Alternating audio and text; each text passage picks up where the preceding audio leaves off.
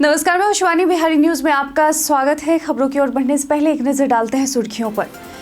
CM Nitish ने किया अस्पताल भवन का उद्घाटन। आईजीआईएमएस के नए भवन में ब्लॉक ए और डी का हुआ उद्घाटन। 2 नए ब्लॉक के खुलने से मिलेंगे 500 अतिरिक्त बेड। सब्जी उत्पादन में बिहार ने चौथा स्थान हासिल किया। 200 मिलियन टन सब्जियों में 9% बिहार का हिस्सा है। ग्रामीण मंडियों और संग्रहण केंद्रों के निर्माण की योजना भी बन रही है। 15 मार्च तक जमाबंदी त्रुटि सुधार के लिए विशेष अभियान। शिविर लगाकर जमाबंदियों को दुरुस्त किया जाएगा। विभाग के सचिव ने सभी समाहर्ताओं को दिए निर्देश। 2025-26 के लिए जीपीडीपी कार्य योजना किया गया जारी। पंचायत समिति की कार्य योजना 28 फरवरी तक, वहीं जिला परिषद की कार्य योजना 31 मार्च तक अपलोड की जाएगी। रोहित के खराब फॉर्म पर कपिल देव ने क्या कहा? पूर्व कप्तान ने माना कप्तान के खराब फॉर्म का असर टीम पर पड़ता है। उन्हें उम्मीद है कि रोहित जल्दी फॉर्म में लौटेंगे। अब चलिए बढ़ते हैं बिहार की शाम तक की बड़ी खबरों की ओर विस्तार से। सीएम नीतीश ने किया अस्पताल भवन का उद्घाटन। सीएम नीतीश आज आईजीआईएमएस में पटना चिकित्सा महाविद्यालय अस्पताल के भवन ब्लॉक ए और डी का उद्घाटन किया। इन 2 नए ब्लॉक के खुलने से अस्पताल को 500 अतिरिक्त बेड मिलेंगे। यहाँ 100 बेड की अलग इमरजेंसी, सभी प्रमुख विभागों की इमरजेंसी और एक आयुष्मान वार्ड भी बनेगा। सभी बेड ऑक्सीजन और अन्य जीवन रक्षक सुविधाओं से लैस होंगे। उद्घाटन कार्यक्रम में मुख्यमंत्री सम्राट चौधरी, विजय कुमार सिन्हा और स्वास्थ्य मंत्री मंगल पांडे की उपस्थिति रही। और इससे पहले 17 जनवरी को कार्डियक कैथ लैब और 30 बेड वाले नए आईसीयू वार्ड का उद्घाटन किया गया था। सब्जी उत्पादन में बिहार ने चौथा स्थान हासिल किया। बिहार सब्जी उत्पादन में अब देश के चौथे स्थान पर पहुंच गया है और राज्य का हिस्सा देश भर में लगभग 200 मिलियन टन सब्जियों में 9% है, यानी लगभग 18 मिलियन टन।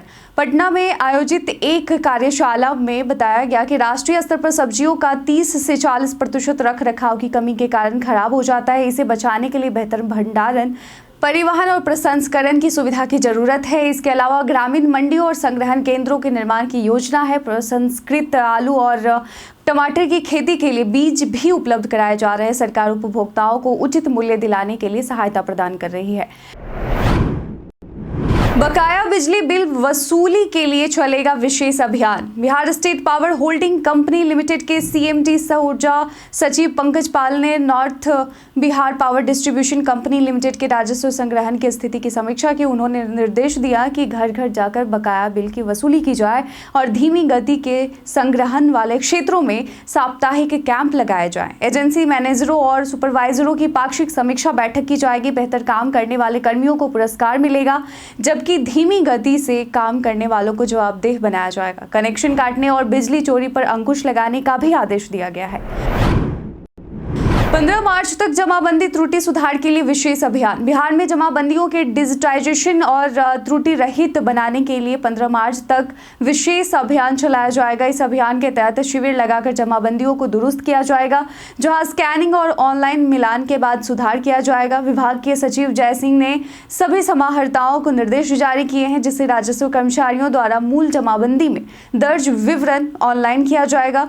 सुधार के लिए ई जमाबंदी मॉड्यूल का उपयोग होगा और हल्का कर्मचारी लैपटॉप के जरिए काम करेंगे।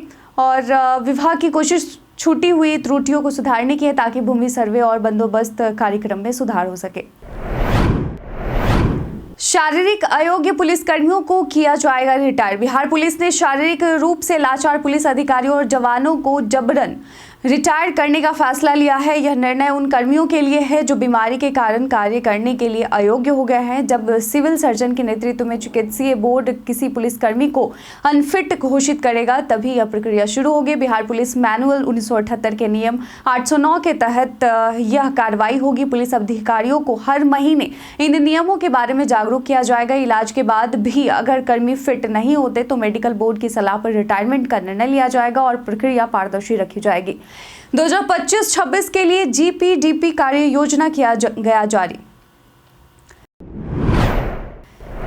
2025-26 के लिए जीपीडीपी कार्य योजना किया गया जारी। पंचायती राज विभाग ने आगामी वित्तीय वर्ष 2025-26 के लिए ग्राम पंचायत विकास योजनाओं यानी जीपीडीपी की कार्य योजना eGramSwaraj.gov.in पर अपलोड कर दी है। पंचायत समिति की कार्य योजना 28 फरवरी तक और जिला परिषद की कार्य योजना 31 मार्च तक अपलोड की जाएगी। केंद्रीय पंचायती राज मंत्रालय के निर्देशों के अनुसार त्रिस्तरीय पंचायती राज संस्थाओं को हर साल पंचायत विकास योजना बनानी होती है, जो संविधान के 11वीं अनुसूची में सूचीबद्ध 29 विषयों से संबंधित होती है। ग्राम सभा से अनुमोदित योजनाओं को ग्राम स्वराज पोर्टल पर अपलोड किया जाता है और योजना की प्रगति की जानकारी संबंधित पोर्टल्स पर देखी जा सकती है। वेटलैंड संरक्षण पर पटना हाईकोर्ट का आदेश। पटना हाईकोर्ट ने बिहार में यूनेस्को द्वारा अंतर्राष्ट्रीय महत्व की घोषित 3 झीलों के संरक्षण को लेकर बिहार स्टेट वेटलैंड अथॉरिटी के सदस्य सचिव से जवाब तलब किया है। कोर्ट ने सचिव को निर्देश दिया है कि 3 हफ्ते में कार्यवाही रिपोर्ट प्रस्तुत करे, जिसमें बताया जाए कि बेगूसराय स्थित काबरताल, जमुई जिले का नकटी डैम और नागी पंछी अभयारण्य के संरक्षण के लिए क्या कदम उठाए जा रहे हैं। कोर्ट ने यह भी पूछा कि कितनी अन्य झीलें या वेटलैंड्स विदेशी पक्षियों के लिए प्राकृतिक आवास के रूप में चिन्हित की गई हैं। अगली सुनवाई 7 मार्च 2025 को होगी। बीपीएसएससी स्टेनो परीक्षा केंद्र की डिटेल्स हुई जारी। बीपीएसएससी ने स्टेनो असिस्टेंट सब इंस्पेक्टर भर्ती परीक्षा केंद्र की डिटेल्स आधिकारिक वेबसाइट bpssc.bihar.gov.in पर roll number wise exam centre list जारी कर दी है। परीक्षा 23 फरवरी को 2 शिफ्टों में सुबह 10 बजे से 11:30 तक और दोपहर 2 बजे से 4 बजे तक होगी। अभ्यर्थियों को एडमिट कार्ड के साथ एक वैध फोटो पहचान पत्र लाना होगा। भर्ती में 305 पदों के लिए आवेदन मांगे गए थे। लिखित परीक्षा में 2 पेपर होंगे। पहले पेपर में सामान्य हिंदी होगा, जबकि दूसरे में सामान्य ज्ञान और समसामयिक मुद्दों पर आधारित प्रश्न होंगे। स्टेनो और टाइपिंग टेस्ट केवल क्वालिफाइंग होंगे। चयन मेरिट लिस्ट के आधार पर होगा।